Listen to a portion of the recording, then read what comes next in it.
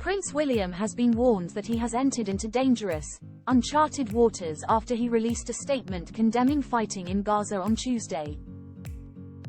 The Prince of Wales, 41, spoke out before he visited the British Red Cross HQ yesterday, where he was met with chants of Free Palestine as he left.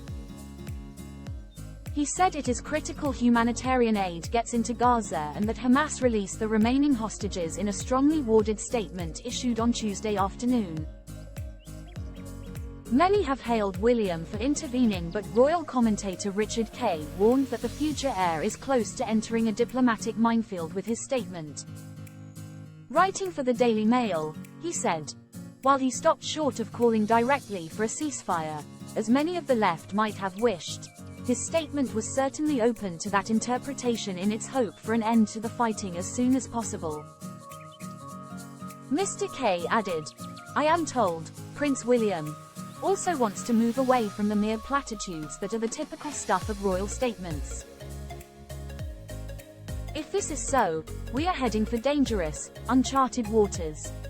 With the king incapacitated, what William does and says are necessarily subject to additional scrutiny." William made the statement before he visited the British Red Cross HQ, with a number of engagements planned to recognize the human suffering caused by the ongoing war.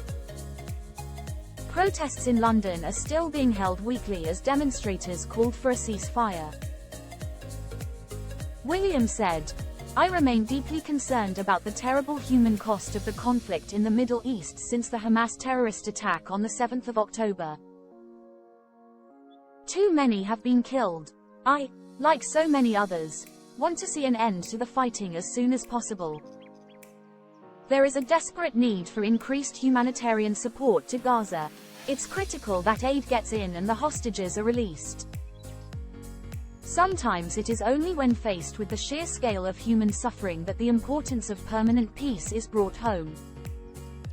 Even in the darkest hour, we must not succumb to the counsel of despair.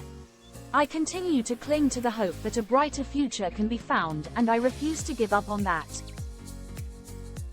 William pledged in 2018, when he became the first royal to officially visit the Israel and the Palestinian territories, to make Middle East peace his lifelong project.